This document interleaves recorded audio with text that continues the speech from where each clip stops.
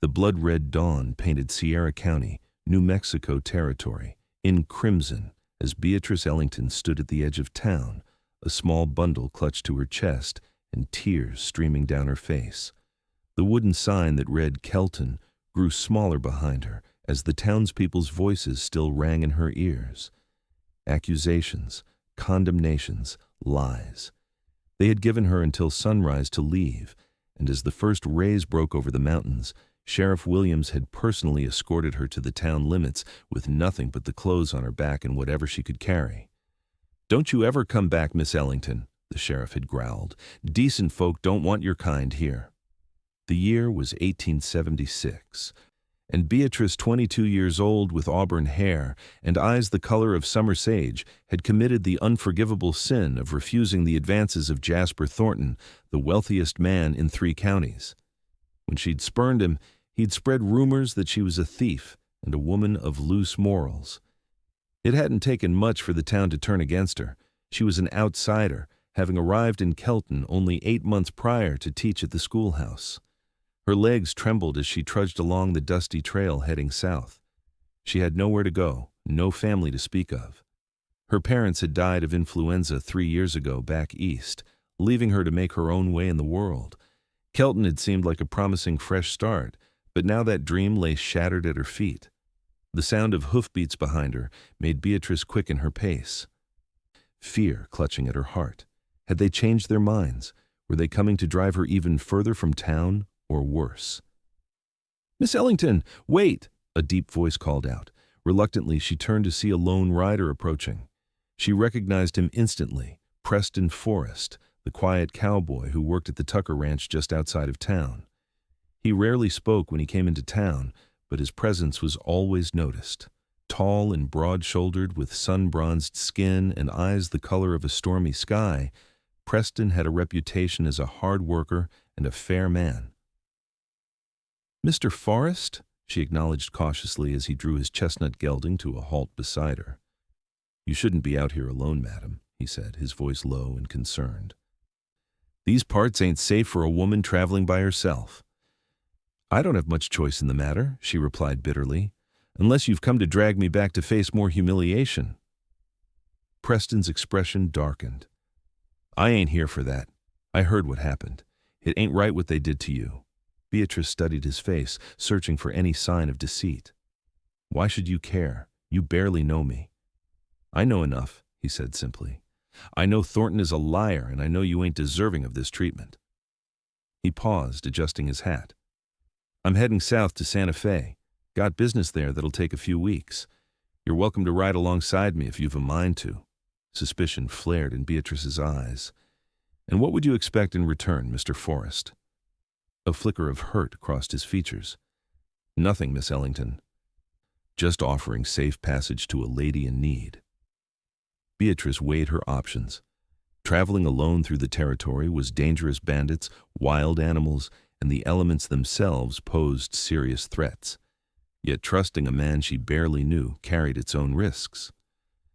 "I don't have a horse," she said finally.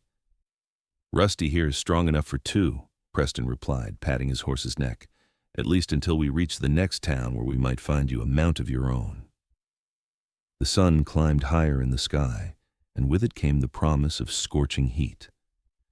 Beatrice glanced back toward Kelton one last time, then nodded reluctantly. "Very well, Mr. Forrest. I accept your offer." Preston extended his hand, and she took it, allowing him to pull her up behind him on the saddle. She settled awkwardly, unsure where to place her hands. "You'll want to hold on, Miss Ellington," he advised. "It's a long ride to the next town." Hesitantly, she placed her hands lightly on his sides. "That won't do," he said with the faintest hint of amusement. "You'll fall right off at the first trot." Swallowing her pride, Beatrice wrapped her arms around his waist, noting the solid feel of him beneath her touch. As they set off, the town of Kelton receded into the distance, and with it, the life she had tried to build there. They rode in silence for the first hour, the rhythm of the horses' hooves against the hard-packed earth the only sound between them.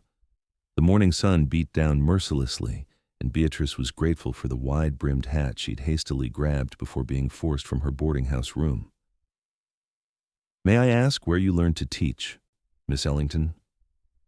Preston finally broke the silence. Beatrice was momentarily surprised by his interest. I attended the normal school in Boston. My father was a professor of literature before he passed. Boston's a long way from New Mexico territory, Preston observed. Yes, she agreed. After my parents died, I found I couldn't bear to stay. Too many memories. I answered an advertisement seeking teachers for frontier towns. Preston nodded thoughtfully. And you chose Kelton of all places. The salary was decent, and they promised housing, she explained. I didn't know then what I was walking into. Thornton owns half the town, Preston said, his voice hardening. Has the other half in his pocket. I discovered that too late, Beatrice admitted. When he began calling on me, I thought he was merely being neighborly. By the time I understood his true intentions, I was already trapped. Man like that can't stand being told no, Preston murmured. They lapsed into silence again, each lost in their own thoughts. The landscape changed gradually around them, the flat scrubland giving way to rolling hills dotted with piñon and juniper trees. By midday, the heat had become oppressive. Preston guided Rusty toward a small copse of trees beside a narrow creek. We'll rest here a while, he announced, dismounting and helping Beatrice down from the saddle. Her legs were stiff from the unfamiliar position, and she stumbled slightly when her feet touched the ground. Preston steadied her with a gentle hand on her elbow, but released her the moment she regained her balance. While Preston led Rusty to drink, Beatrice opened her bundle. She had managed to pack a small loaf of bread, some dried apple slices, and a wedge of cheese. It isn't much, she said when Preston returned, but I'm happy to share. That's kind of you, he replied, sitting down across from her. From his saddlebag, he produced a canteen and some jerky. I've got water and dried beef to add to the meal. They ate in companionable silence, the cool shade a welcome respite from the journey. Beatrice observed her traveling companion surreptitiously. There was a quietness about him that seemed at odds with his imposing frame. His hands, though calloused from years of ranch work, moved with a surprising gentleness as he broke off pieces of the jerky. How long have you worked at the Tucker Ranch? She asked, curious about the man who had come to her aid. Going on 5 years now, Preston replied. Mr. Tucker's a fair employer. Doesn't ask questions about a man's past, only cares about his work. And before that? A shadow passed over Preston's face. Drove cattle up from Texas for a spell. Before that, fought in the war. The war. It had ended 11 years ago, but its ghosts still haunted the nation. Beatrice didn't press for details. Many men carried burdens from those bloody years that they preferred not to discuss. And you, Miss Ellington? Any family waiting for you somewhere? Preston asked, deftly changing the subject. Beatrice shook her head. None. My mother had a sister in Philadelphia, but we lost touch after the funeral. She wrapped the remaining bread carefully and placed it back in her bundle. I suppose I'll have to find another teaching position, though I doubt any respectable school will hire me without references. Santa Fe's growing fast, Preston offered. Might be opportunities there for an educated woman. Perhaps, she agreed, though her voice lacked conviction. What school would hire her now, with rumors potentially following her? And how long could she survive on the meager savings she had managed to hide in the lining of her skirt? They resumed their journey after the brief rest, Preston helping her back onto the horse. This time, Beatrice didn't hesitate to hold on to him, the hours of riding having worn away some of her initial reserve. As the afternoon wore on, the terrain grew more challenging, Rusty picking his way carefully along paths that climbed and dipped through increasingly rocky ground. Beatrice found herself leaning closer against Preston's back, grateful for his solid presence as the horse navigated the difficult trail.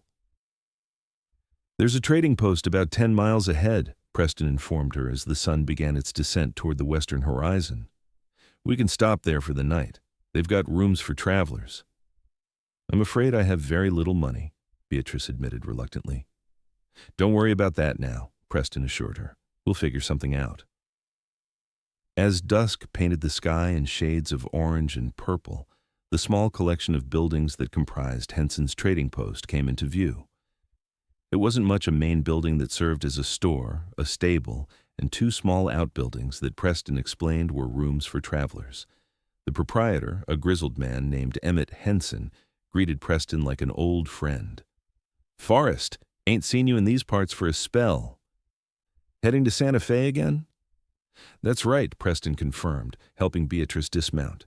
"Need 2 rooms for the night if you got them available." Henson's curious gaze shifted to Beatrice, taking in her travel-worn appearance. "Got just the 1 room left, I'm afraid. Had a family of 4 come through earlier today, took the larger room." Beatrice's cheeks flushed with embarrassment. The impropriety of sharing a room with a man she barely knew was unthinkable. "I can sleep in the stable," Preston offered immediately, reading her discomfort. "I've bedded down in worse places."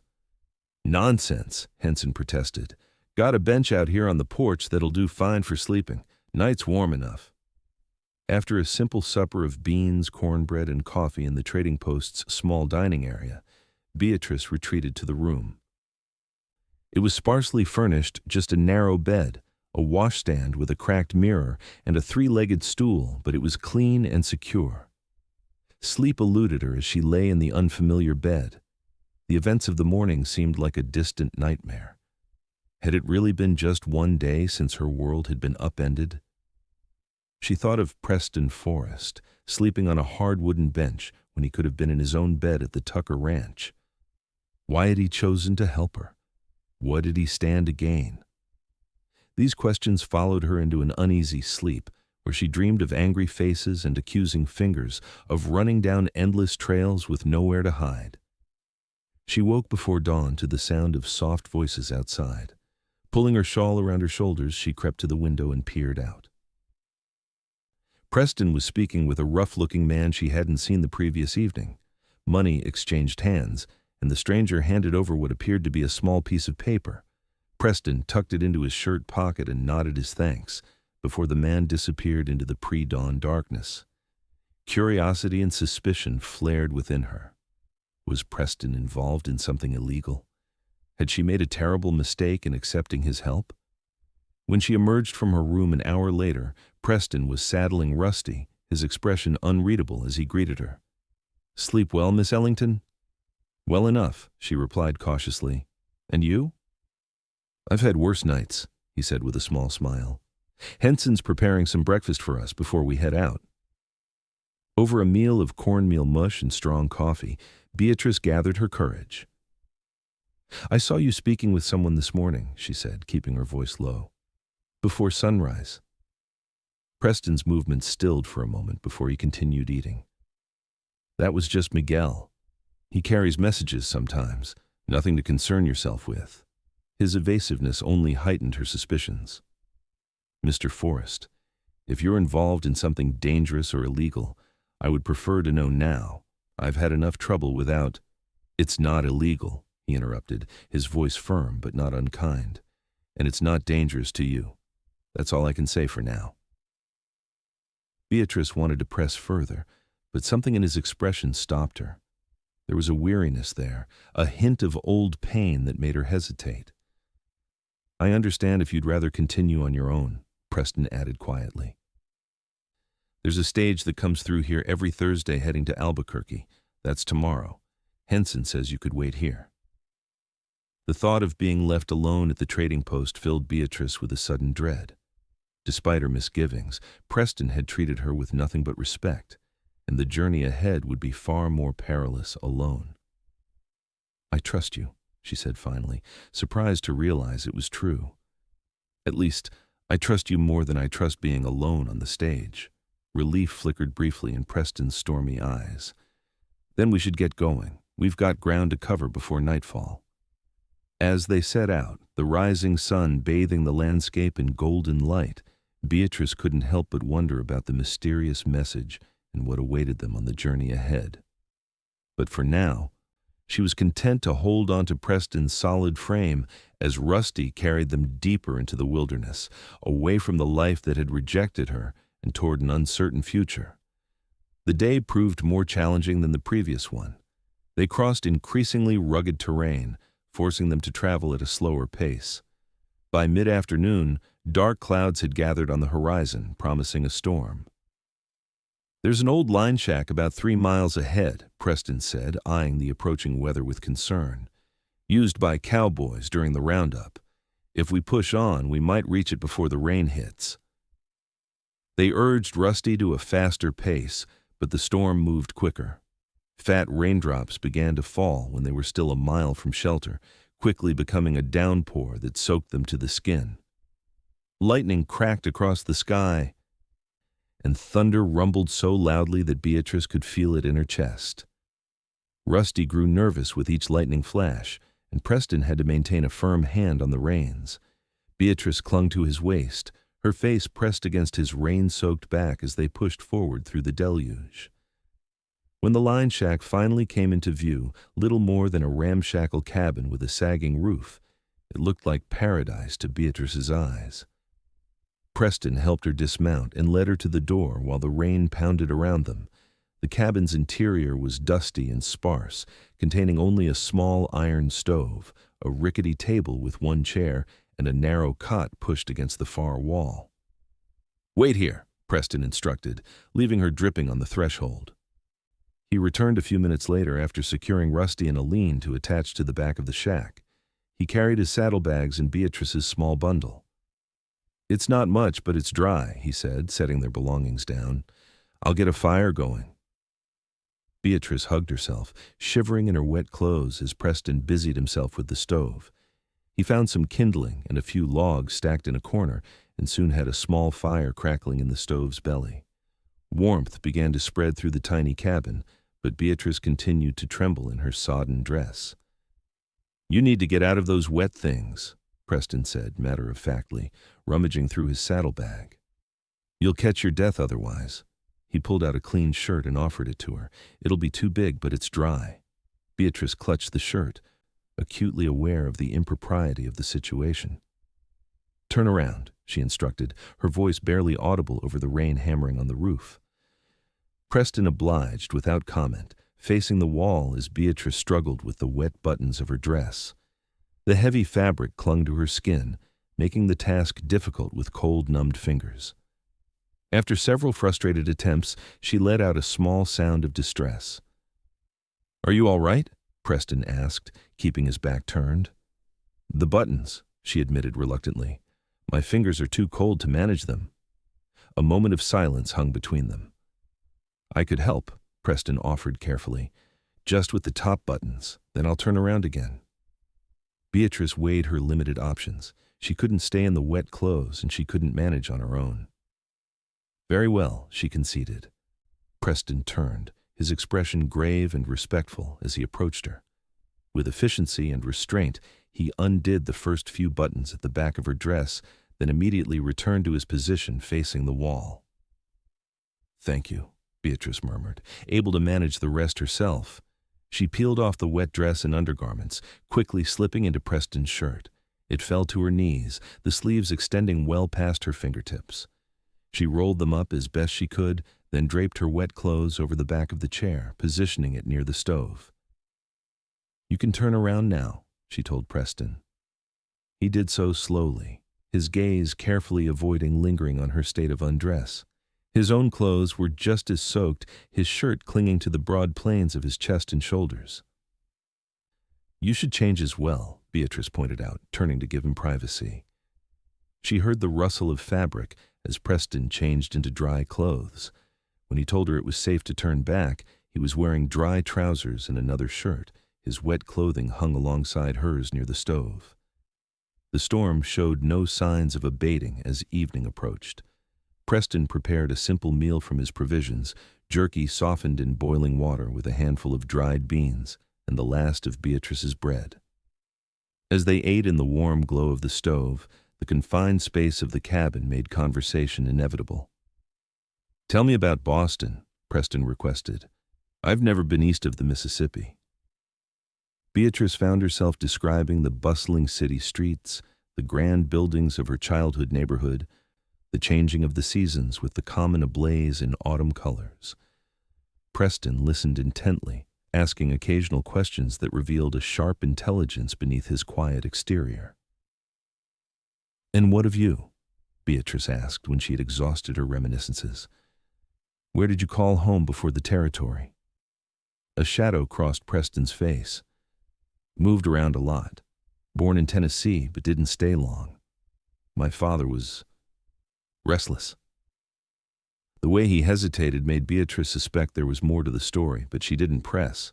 Everyone had parts of their past they preferred to keep buried. As night fell completely, the question of sleeping arrangements became unavoidable. The cabin contained only the one narrow cot, barely wide enough for a single person. "You take the cot," Preston said firmly.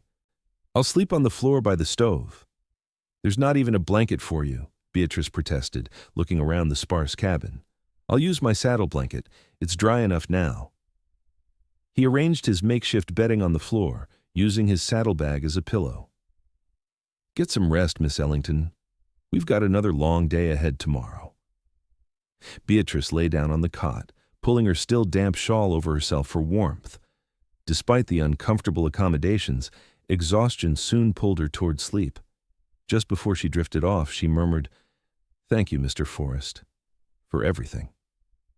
She thought she heard him reply softly, "Sleep well, Miss Ellington," but the words were nearly lost beneath the steady drumming of rain on the cabin roof. Sometime in the night, Beatrice woke with a start. The rain had stopped, and moonlight filtered through the cabin's single small window, casting silver patterns across the floor. Preston was no longer in his makeshift bed by the stove. Fear clutched at her heart. Had he abandoned her here? She rose quietly and peered out the window. Relief flooded through her when she spotted his tall figure standing just outside the cabin, facing the distant mountains now revealed by the cleared sky. She opened the door carefully, the hinges creaking slightly. Preston turned at the sound, his face half illuminated by the moonlight. "Did I wake you?" he asked softly. "Apologies. I couldn't sleep." "Is everything all right?" Beatrice asked, pulling her shawl tighter around her shoulders against the cool night air. Preston was quiet for a long moment, his gaze returning to the horizon. "Just old ghosts," he said finally. "They come visiting sometimes on nights like this." Beatrice moved to stand beside him, following his gaze to the silver-tipped mountains in the distance. "The war," she guessed gently. A muscle tightened in his jaw. "Among other things." They stood in silence for several minutes, the night air crisp and clean after the storm. Stars spread across the vast sky, more than Beatrice had ever seen in Boston or even in Kelton. "I lost my brother at Gettysburg," Preston said suddenly, his voice low. "He was just 19. I was there but couldn't reach him in time." He paused, and Beatrice could feel the weight of his unspoken grief. "After that, I couldn't go home, couldn't face my mother with the news." "I'm sorry," Beatrice whispered, understanding now some of the sadness that seemed to live behind his eyes. "It was a long time ago," Preston said, though his tone suggested the wound remained fresh. "War's been over 11 years now." "Some wars never really end, do they?" Beatrice observed quietly. "Not the ones we fight within ourselves." Preston looked at her then, surprise and something like recognition in his gaze. "No," he agreed. "I suppose they don't." A connection formed between them in that moment, a shared understanding of loss and the struggle to rebuild after devastation. Beatrice felt suddenly that Preston Forrest might be the first person since her parents' deaths who truly saw her. "We should try to get some more rest," Preston said after a while.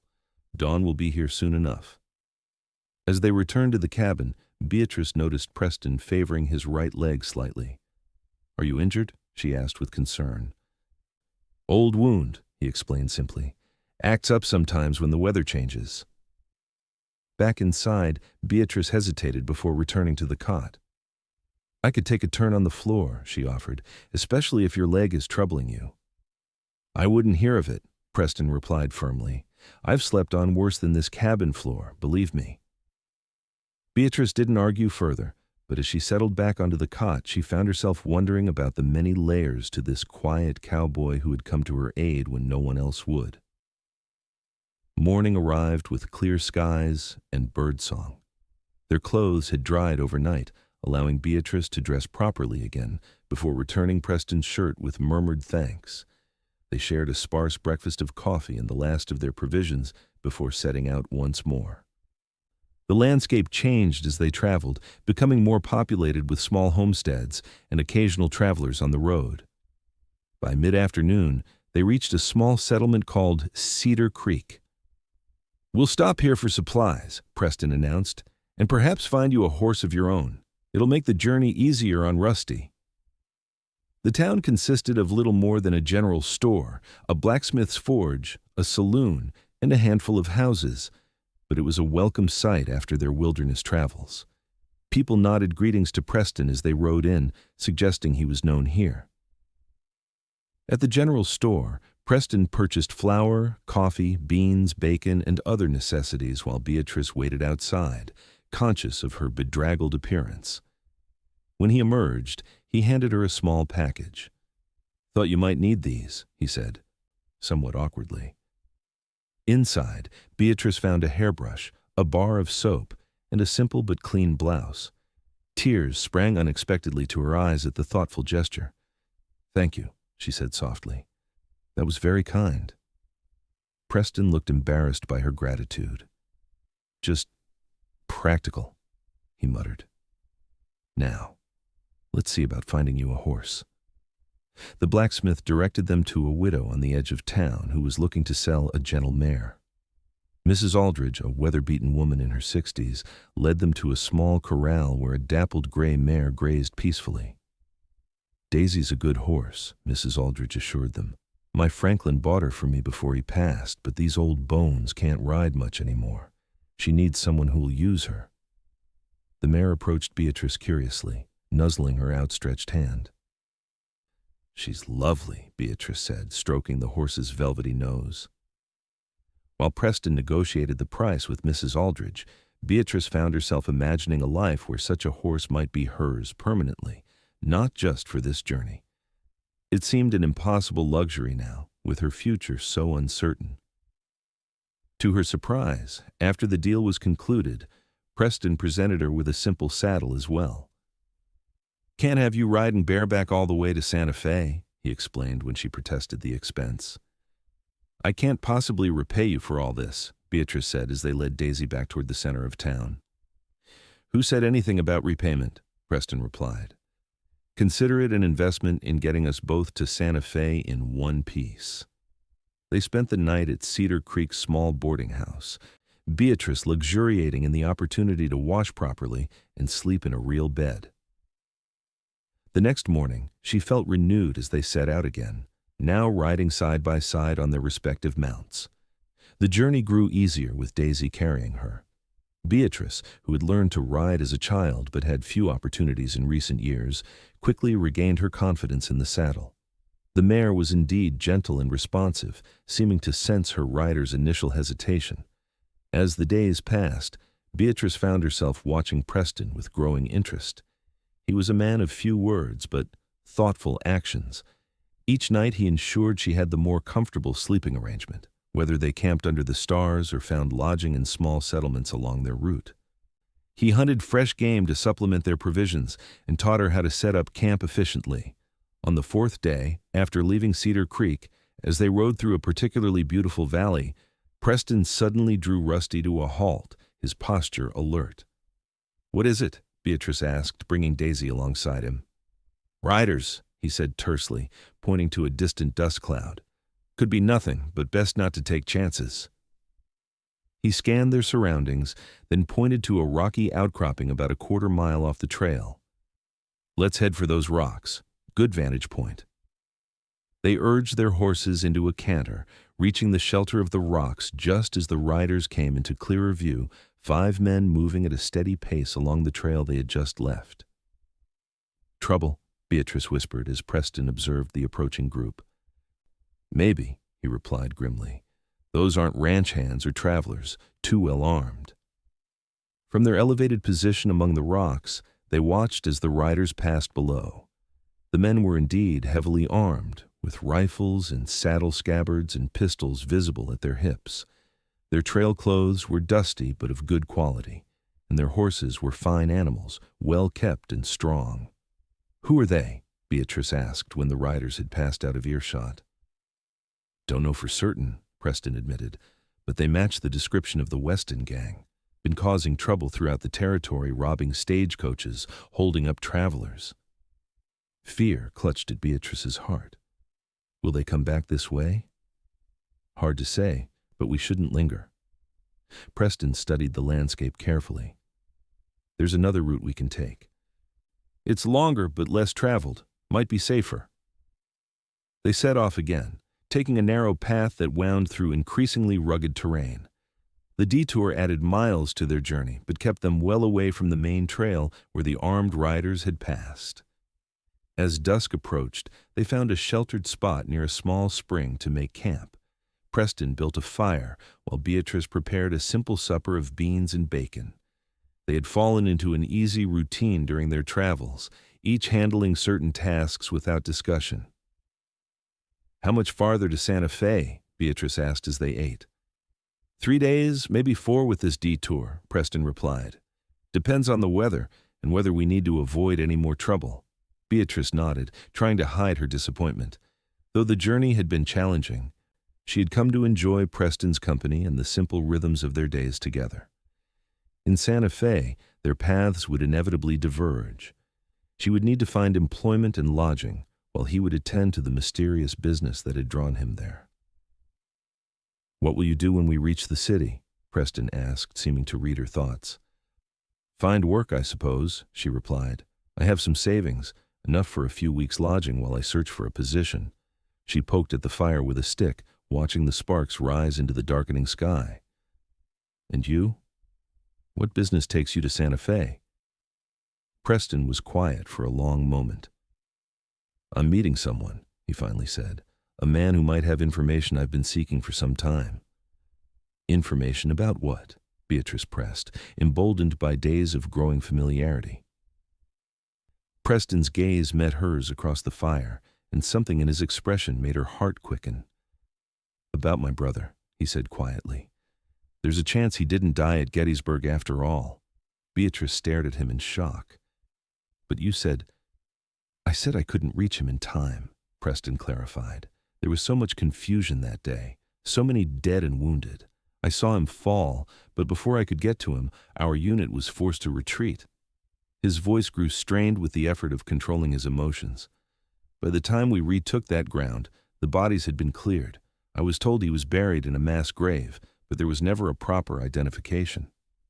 "And now, after all these years, you have reason to believe he survived?" Beatrice asked gently. Preston nodded, reaching into his shirt pocket to withdraw the paper he had received at Henson's trading post. "Miguel brought word that a man fitting my brother's description right down to a distinctive scar on his forearm has been living in Santa Fe under another name. He's agreed to meet with me." "Oh, Preston," Beatrice breathed, using his given name for the first time. "That's wonderful news. But also terrifying, I imagine." "Terrifying is the right word," he agreed with a sad smile. "To have hope after so long, it's almost more frightening than grief." Impulsively, Beatrice reached across the space between them and placed her hand over his. "I'll go with you," she offered. "To the meeting, if you'd like. Sometimes it helps not to face such moments alone." Preston looked down at her hand covering his, then slowly turned his palm upward, entwining their fingers. "I'd like that," he said softly. "Thank you, Beatrice." The use of her given name sent a warmth through her that had nothing to do with the campfire. They sat in companionable silence for a long while, their hands still joined, as the stars emerged one by one in the vast New Mexico sky. That night, as Beatrice lay in her bedroll gazing up at the stars, she acknowledged what she had been trying to deny for days. She was falling in love with Preston Forrest. The realization both thrilled and terrified her. They had known each other for barely a week, and their future paths remained uncertain. Yet she could not deny the connection that had formed between them, forged in the shared hardships of their journey and deepened by mutual respect and understanding. Morning brought a return to their practical routine, though something had shifted subtly between them. Preston's gaze lingered on her a moment longer when their eyes met, and Beatrice found herself more conscious of his presence beside her as they rode. They made good progress that day, despite the challenging terrain. By late afternoon, they had reached a small settlement called Morgan's Crossing, where they decided to spend the night at the local boarding house. The proprietress, Mrs. Morgan herself, was a cheerful woman in her 50s who immediately took Beatrice under her wing. "You poor dear, you look exhausted," she clucked, ushering Beatrice toward a room at the back of the house. "A hot bath is what you need. I'll have my son bring up the tub right away." The promise of a bath was too tempting to resist. Soon, Beatrice was soaking in blissfully hot water, washing away the dust and fatigue of their journey. Mrs. Morgan had even provided a clean dress for her to borrow, a simple calico that was a bit large, but infinitely preferable to her own travel-worn attire. When Beatrice emerged refreshed, she found Preston in the boarding house's small parlor, his hair damp from his own ablutions. He had shaved, revealing a strong jawline that had been hidden beneath several days' growth of beard. He rose when she entered, and something in his expression as he took in her appearance made her cheeks warm. "You look," he began, then seemed at a loss for words. "Clean?" Beatrice suggested with a small laugh. "Beautiful," Preston said simply. The word hung between them, honest and unadorned. Beatrice's heart hammered in her chest as their gazes held. Mrs. Morgan's arrival with the dinner announcement broke the moment. They followed her to the dining room, where several other guests were already seated around a large table. The meal was simple but hearty: roast chicken, potatoes, fresh bread, and greens from Mrs. Morgan's garden. After days of trail rations, it seemed like a feast. Conversation flowed easily among the guests, most of whom were travelers passing through like themselves. "And what brings you folks to Morgan's Crossing?" inquired a jovial drummer seated across from them. Before either could respond, Mrs. Morgan interjected, "Now, Mr. Hayes, don't go prying into folks' private business. Not everyone wants to share their life story over supper." "Just making conversation," Mr. Hayes protested good-naturedly. "We're heading to Santa Fe," Preston answered politely. "Just passing through." "Newlyweds, are you?" asked an older woman further down the table, eyeing them speculatively. Beatrice nearly choked on her water. "Oh no, we're friends," Preston finished smoothly. "Miss Ellington and I are traveling companions." The woman raised a skeptical eyebrow, but said nothing more. After dinner, most of the guests retired to their rooms, but Beatrice and Preston lingered in the parlor, reluctant to end the evening. They sat side by side on a worn settee, close enough that Beatrice was acutely aware of the warmth radiating from Preston's body. "I've been thinking," Preston said, breaking a comfortable silence. "When we reach Santa Fe, regardless of what happens with my brother, I'd like to help you get settled, find decent lodging, perhaps make some introductions." "That's very kind," Beatrice replied, "but you've already done more than enough for me." "It's not kindness," Preston said quietly. I don't want to say goodbye yet, Beatrice." Her heart leapt at his words, but caution held her back. "Preston, we've known each other for such a short time." "I know," he acknowledged, "and yet I feel as though I've known you much longer." He hesitated, then added, "In my experience, time doesn't always measure the depth of a connection." Beatrice understood what he meant. Their days on the trail together had created a bond that might have taken months or years to form under ordinary circumstances. "I feel it too," she admitted softly, "but I'm afraid." "Of what?" he asked gently. "Of building hopes on an uncertain foundation, of misreading this connection between us." She looked down at her hands, twisted in her lap. "I've made mistakes before, trusted unwisely." Preston reached out slowly and took one of her hands in his. "I'm not asking for promises," he said. "Just time. Time to see where this might lead." Looking into his earnest gray eyes, Beatrice found herself nodding. "Time," she agreed. "I think I'd like that." They sat talking late into the evening, sharing stories from their lives before they had met. Preston spoke of his childhood in Tennessee, of fishing with his brother in the creek behind their home. Beatrice described her father's library, where she had spent countless hours lost in books, developing the love of learning that had led her to become a teacher. When they finally bid each other good night outside Beatrice's door, Preston surprised her by raising her hand to his lips for a gentle kiss. The gesture, old-fashioned and courtly, touched her deeply. "Sleep well, Beatrice," he murmured. "Good night, Preston," she replied, her voice barely above a whisper. Inside her room, Beatrice stood for a long moment with her back against the door, her heart full of emotions she had thought never to feel again after the betrayals and disappointments of recent years. Hope, fragile but persistent, had taken root within her.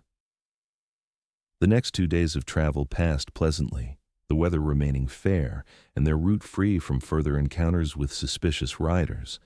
They spoke more openly now, the tentative understanding reached at Morgan's Crossing having eased the last barriers between them. Preston told her more about his brother, Nathan, describing a quick-witted young man with a talent for drawing and a penchant for mischief. He shared his complicated feelings about the possibility of their reunion, joy mingled with fear that the lead might prove false or that his brother might not welcome his reappearance after so many years. What if he doesn't want to be found? Preston worried aloud as they made camp on what would be their final night before reaching Santa Fe. What if he's built a new life and doesn't want reminders of the past? "Then you'll respect his wishes," Beatrice replied gently. "But at least you'll know he's alive, and he'll know that you never stopped looking for him." Preston nodded, his expression troubled but grateful for her understanding. "And what about you?" he asked, changing the subject. "What do you hope to find in Santa Fe?" Beatrice considered the question. "A fresh start," she said finally. "A place where I can use my education, where I won't be judged by gossip or the whims of powerful men." "You deserve that," Preston said firmly. "And more." As they prepared for sleep, Preston hesitated before retreating to his bedroll. "Beatrice," he said, his voice low, "whatever happens tomorrow, I want you to know that meeting you has been unexpected and profound." The simple sincerity of his words moved her deeply. "For me as well," she replied softly. Morning brought a sense of anticipation as they broke camp for the last time. Santa Fe lay just a few hours' ride ahead, and with it, answers to questions that had haunted Preston for 11 years, and perhaps the beginning of a new chapter for them both. They reached the outskirts of the city shortly after noon. Santa Fe in 1876 was a bustling place, a blend of cultures where Spanish, Native American, and Anglo traditions mingled in architecture, cuisine, and daily life. The adobe buildings glowed golden in the sunlight, and the streets teemed with activity merchants hawking wares, soldiers from the nearby fort, local families going about their business. Preston led them to a modest hotel near the plaza. "We can leave our horses at the livery stable next door," he explained. "The meeting is set for tomorrow morning at a cafe across the plaza." After securing rooms for themselves, separate but adjoining, a concession to propriety that felt increasingly arbitrary, they spent the remainder of the day exploring the city. Beatrice marveled at the San Miguel Chapel, said to be the oldest church in the United States, and wandered through the market where local artisans sold intricate silver jewelry and vibrant textiles. Preston seemed distracted, his thoughts clearly on the coming day, but he made an effort to engage with her enthusiasm for the city's sights. As evening approached, they dined at a small restaurant serving local cuisine spicy dishes that made Beatrice reach repeatedly for her water glass, much to Preston's amusement. "Too hot for you," he teased, the first genuine smile she'd seen from him all day lighting his features. My Boston palate isn't accustomed to such fire, she admitted, fanning her mouth, but it's delicious all the same. They retired early, both aware of the importance of the coming day. At her door, Preston paused. "Breakfast at 7?" he suggested. "The meeting is at 9, Beatrice nodded. "I'll be ready." Preston hesitated, then reached out to tuck a stray strand of hair behind her ear, his fingers lingering against her cheek. "Thank you," he said quietly, "for being here." "There's nowhere else I'd rather be," she replied honestly. His gaze dropped to her lips for a moment, and Beatrice thought he might kiss her. Instead, he stepped back with visible restraint. "Good night, Beatrice." "Good night," she whispered, slipping into her room with her heart racing. Morning arrived with clear skies and a cool breeze. Beatrice dressed with care in her cleanest remaining clothes, wishing she had something more presentable for such an important day. She found Preston waiting in the hotel lobby, pacing nervously, his hat twisting in his hands. "Ready?" she asked softly, laying a gentle hand on his arm. He nodded, managing a tense smile. "As ready as I'll ever be." They breakfasted quickly, neither having much appetite, then walked across the plaza to the cafe where the meeting was to take place. It was a small establishment with several tables arranged on a covered porch overlooking the plaza. "He said to look for a man in a blue coat with a red kerchief," Preston murmured as they selected a table with a good view of the entrance. "And that he would recognize me." Minutes ticked by, stretching into a quarter hour, then half an hour. Preston's knuckles whitened as he gripped his coffee cup, his eyes scanning every approaching figure. Beatrice reached across the table to cover his hand with hers. "He'll come," she assured him, though she had no way of knowing if it was true. Just as Preston was beginning to despair, a man in a blue coat appeared at the edge of the plaza. He stood for a long moment, surveying the cafe, then slowly approached, his gait slightly uneven, suggesting an old injury. Preston rose to his feet as the man drew nearer, his face a mask of complex emotions, hope, fear, disbelief. The stranger stopped a few paces from their table. He was about Preston's height, but slighter in build, with the same storm-gray eyes and strong features, though his face bore more lines and his hair was streaked with gray, despite being the younger brother. "Preston?" he asked, his voice rough with emotion. "Nathan," Preston breathed, not a question, but a recognition. For a moment, the brothers simply stared at one another, 11 years of separation hanging in the air between them. Then, Nathan took a step forward and Preston moved to meet him. They embraced fiercely, neither speaking as tears streamed unashamedly down both their faces. Beatrice watched through her own tears, her heart full at witnessing such a profound reunion. She started to rise, thinking to give the brothers privacy, but Nathan noticed and held up a hand. "Please stay," he said, wiping his eyes as he and Preston finally separated. "Any friend of my brother's is welcome." They sat, and Nathan called for coffee. As the initial shock of reunion began to fade, the questions started where Nathan had been all these years, how Preston had never stopped looking, the stroke of luck that had finally brought them together again.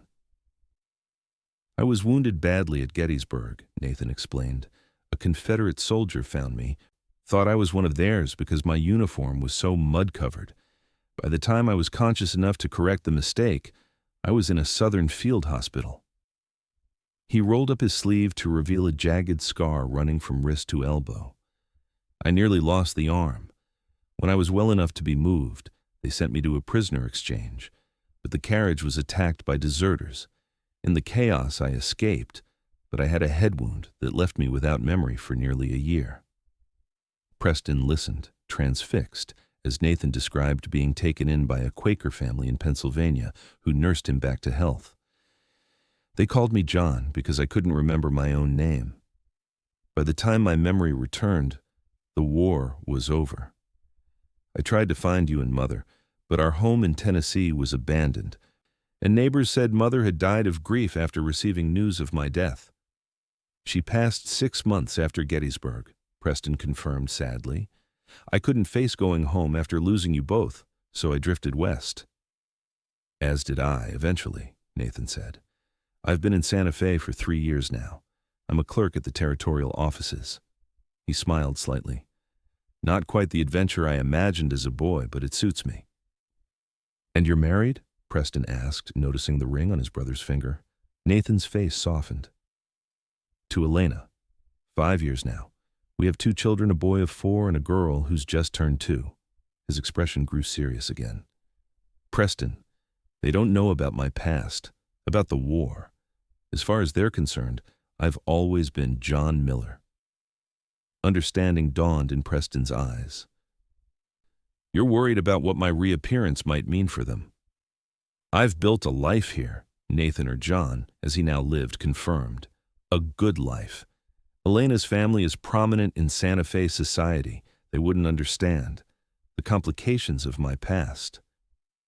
Disappointment flickered across Preston's features, but he nodded slowly. "I understand. I won't disrupt what you've built." "That doesn't mean I don't want you in my life," Nathan added quickly.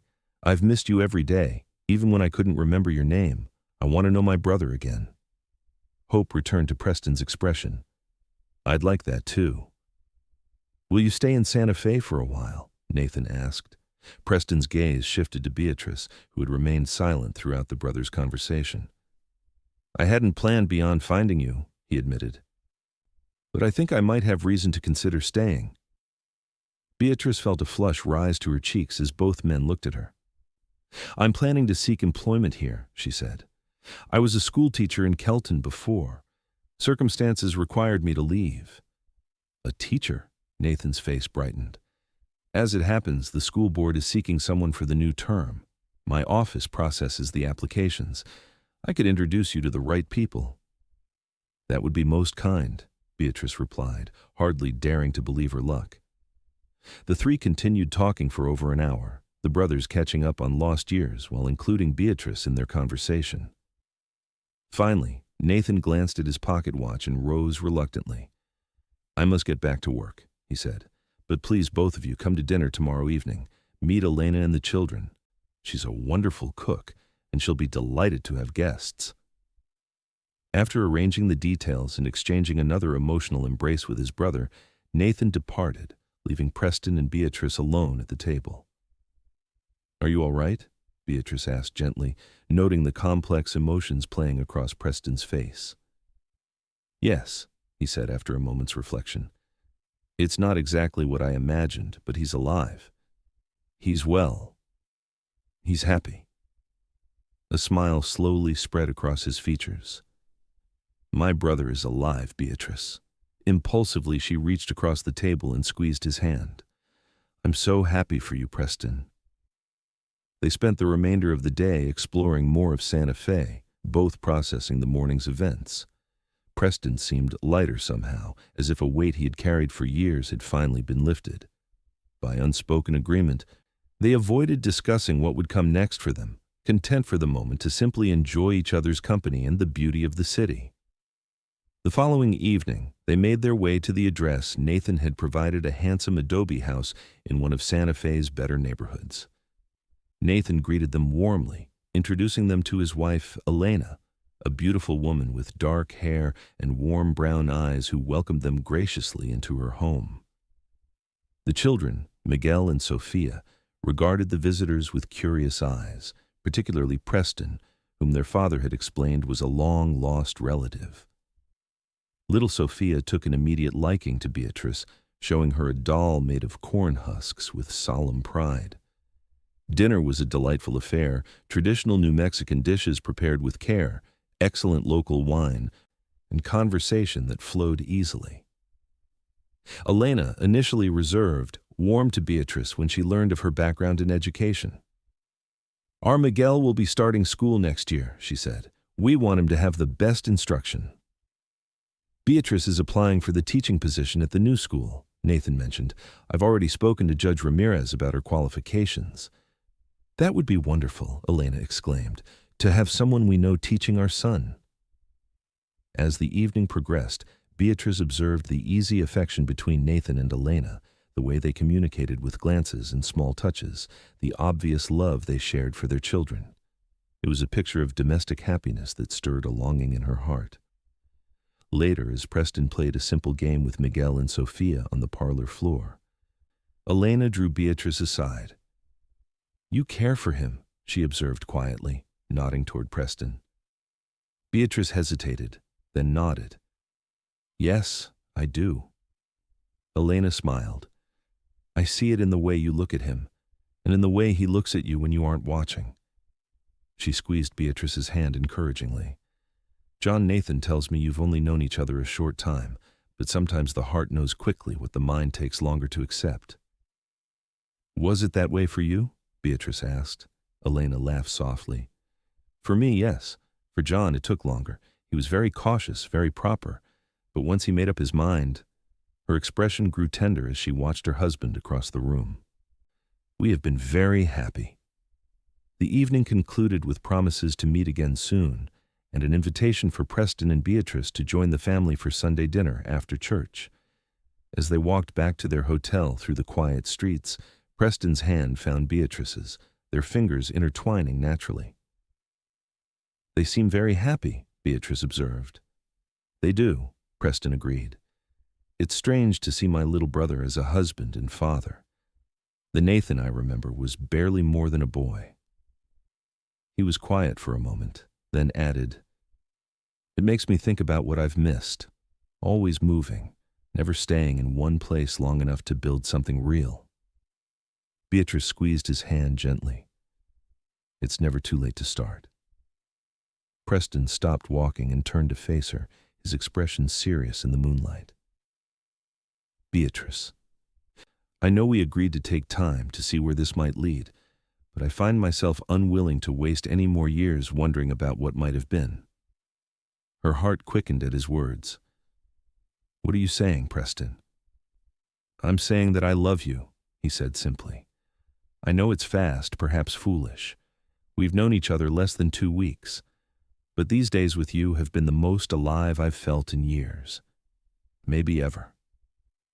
Beatrice's breath caught in her throat. "Preston, you don't need to say anything now," he hurried to add. "I just wanted you to know where I stand.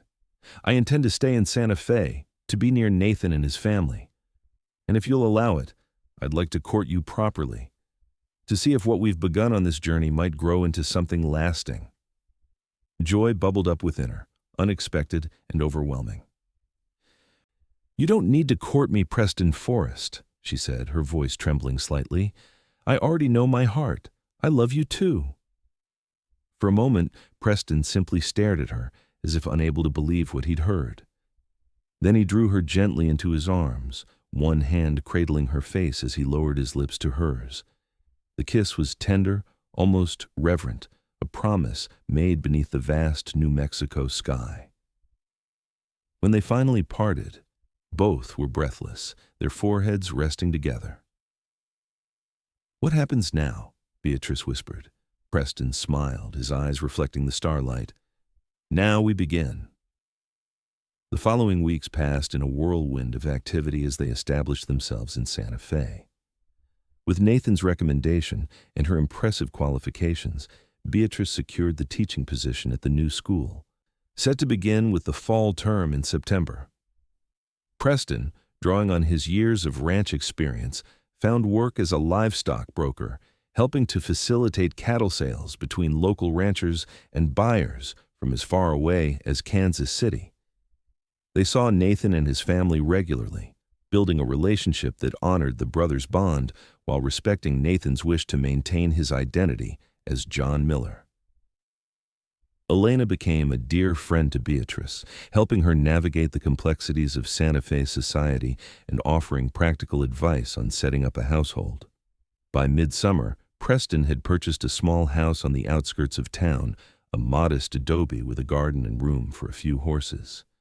When he showed it to Beatrice, his expression was a mix of pride and nervousness. "It needs some work," he acknowledged, showing her through the simple rooms, "but I thought it had potential." "It's lovely," Beatrice said sincerely, admiring the thick walls that kept the interior cool despite the July heat and the views of the mountains from the back windows. "I was hoping," Preston said carefully, that you might consider it our home, together." He reached into his pocket and withdrew a small velvet box. "Beatrice Ellington, these past months have been the happiest of my life. Would you do me the great honor of becoming my wife?" Tears filled Beatrice's eyes as Preston opened the box to reveal a delicate gold ring set with a small sapphire. "Yes," she whispered. "Yes, Preston, I will." Their wedding took place in late August, a small ceremony in Santa Fe's oldest church with Nathan and Elena as witnesses. Beatrice wore a simple gown of ivory silk that Elena had helped her select, and Preston looked handsome and somewhat uncomfortable in a new suit. The children, Miguel and Sophia, served as ring-bearer and flower girl, taking their duties with solemn importance. As they exchanged vows, Beatrice reflected on the journey that had brought them to this moment. From that terrible dawn when she had been banished from Kelton, to the unexpected appearance of Preston on the trail, to the life they were now building together in Santa Fe, every step, even the painful ones, had led her here, to this man, and this promise of a shared future. The school term began 2 weeks after their wedding, and Beatrice threw herself into her teaching with enthusiasm. Her students, ranging in age from 6 to 16, came from diverse backgrounds: Hispanic, Anglo, and Native American, presenting both challenges and rewards. She introduced innovative teaching methods that engaged even the most reluctant learners and soon gained a reputation as a dedicated and caring teacher. Preston's business flourished as ranchers learned they could trust his fair dealings and expert knowledge of livestock. By the spring of 1877, he had expanded to include horse breeding, starting with Daisy the mare and a fine stallion purchased from a rancher near Albuquerque. Their home became a warm and welcoming place, often filled with visitors, Nathan and his family, colleagues from the school, business associates, and new friends. On Sunday evenings, they frequently hosted informal gatherings where music, conversation, and Beatrice's increasingly accomplished cooking created an atmosphere of genuine hospitality. In the quiet moments when they were alone together, Beatrice sometimes marveled at how dramatically her life had changed in just 1 year. From the despair of that dawn departure from Kelton to the joy of building a life with Preston in Santa Fe, it seemed almost like a dream. "Do you ever wonder about Kelton?" Preston asked one evening as they sat on their small porch, watching the sunset paint the mountains in shades of gold and purple. "About what happened to those who drove you away?" Beatrice considered the question. "Sometimes," she admitted. "Not with anger anymore, but with a kind of gratitude. If they hadn't banished me that morning, you wouldn't have found me on the trail. We might never have met." Preston took her hand, his thumb tracing circles on her palm. "I like to think we would have found each other somehow. That some things are meant to be." She smiled at the uncharacteristic romanticism from her usually practical husband. "Perhaps you're right." In the autumn of 1877, Beatrice discovered she was expecting their first child. The news brought both joy and trepidation: joy at the prospect of expanding their family, trepidation at the inherent risks of childbirth, especially in the territory where medical care was often rudimentary. Preston became endearingly protective, insisting that Beatrice cut back on her teaching hours and hiring a local woman to help with household chores. Nathan and Elena offered practical advice and reassurance based on their own experiences of parenthood. As Beatrice's body changed with the growing life within her, she found herself reflecting often on the twists of fate that had led her to this point. Had she remained in Boston after her parents' deaths, had she chosen a different frontier town instead of Kelton, had she accepted Jasper Thornton's advances instead of refusing them, any variation might have set her on a completely different path. "What are you thinking about so seriously?" Preston asked one evening, finding her standing by the window, one hand resting on her swelling abdomen. "How easily we might never have met," she replied, turning to him with a smile. "How many coincidences and choices led us to each other." Preston came to stand behind her, his arms encircling her and his hands covering hers over their unborn child. Then I'm grateful for every one of them, he murmured against her hair, even the painful ones. In May of 1878, Beatrice gave birth to a healthy son they named William Nathan Forrest, in honor of Preston's father and brother. Will, as they called him, had his father's storm-gray eyes and his mother's auburn hair, a perfect blend of them both. Parenthood brought new challenges and deeper joys than either had anticipated. Preston proved to be a devoted father, often carrying Will with him around the property as he tended to chores, narrating his actions to the infant as if the boy could understand every word. Beatrice balanced motherhood with her continued teaching, bringing Will to school with her when necessary, where he became a favorite among her students. As the years passed, their family grew. A daughter, Margaret Elena, arrived in the summer of 1880, followed by another son, James Thomas, in the spring of 1883.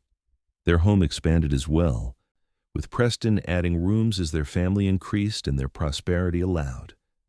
Nathan and Elena's children became like cousins to the Forrest brood, the family celebrating holidays and milestones together. The secret of Nathan's true identity remained known only to the adults, though as the children grew older, Preston and Nathan sometimes shared carefully edited stories of their Tennessee childhood, preserving some connection to their shared past. Life in the territory wasn't always easy. Drought years brought hardship to the ranching community, affecting Preston's business. Political tensions between the Hispanic Old Guard and the increasing numbers of Anglo settlers occasionally spilled over into the schoolroom, testing Beatrice's diplomatic skills.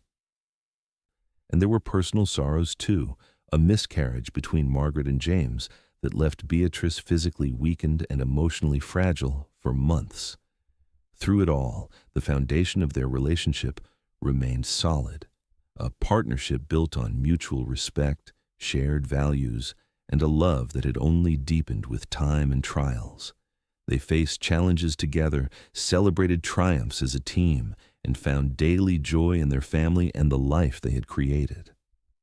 In the summer of 1886, 10 years after Beatrice had been banished from Kelton, an unexpected letter arrived. It was from Martha Wilson, who had once been Beatrice's fellow teacher in Kelton. "Jasper Thornton is dead," the letter stated bluntly. "Shot in a dispute over cards in El Paso last month. Before he died, he confessed to spreading lies about you and several other women who had refused his advances over the years.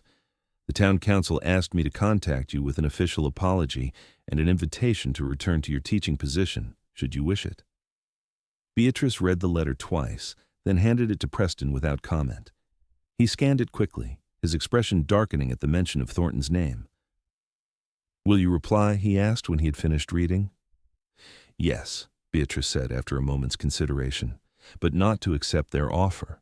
She wrote that evening by lamplight, the words flowing easily from her pen. "Dear Mrs. Wilson," she began, "thank you for your letter and for the town council's apology. While I appreciate the gesture, I cannot express how grateful I am that my life took the turn it did that dawn when I was forced to leave Kelton." She went on to describe, briefly but warmly, the happiness she had found in Santa Fe, her fulfilling career at the school where she now served as headmistress, her husband, Preston, and their 3 beautiful children, the community they had built around them. "So you see," she concluded, "what began as the darkest day of my life led ultimately to more joy than I could have imagined. Please extend my thanks to the council for their apology, but know that I harbor no resentment.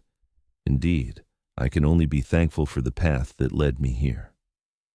My life is in Santa Fe now, and here it shall remain." She signed the letter and sealed it, feeling a sense of closure as she did so. The past was finally laid to rest, leaving only the present and future to embrace. That evening, as she and Preston sat on their porch watching their children play in the yard, 8-year-old Will teaching 5-year-old Margaret how to throw a lasso, while 3-year-old James toddled after them determinedly, Beatrice felt a profound contentment wash over her. "Do you ever wonder what would have happened if you hadn't ridden after me that morning?" she asked Preston, leaning her head against his shoulder. He considered the question, his arm tightening around her. "Sometimes," he admitted, "I'd like to think I would have found the courage to approach you properly in Kelton eventually. But I'm grateful I didn't have to test that theory." He pressed a kiss to her temple. "Riding beside you that day was the best decision I ever made." "And now look at us," Beatrice said softly, gesturing toward their children and the home they had built together. "Now look at us," Preston echoed, his voice filled with quiet wonder. As the sun sank toward the horizon, painting the sky in the same crimson hues as that fateful dawn 10 years earlier, Beatrice reflected that sometimes the end of one journey is merely the beginning of another one, far more beautiful than could ever have been imagined. From banishment at dawn to a lifetime of love that had begun with a cowboy riding beside her until dusk, her path had brought her home at last.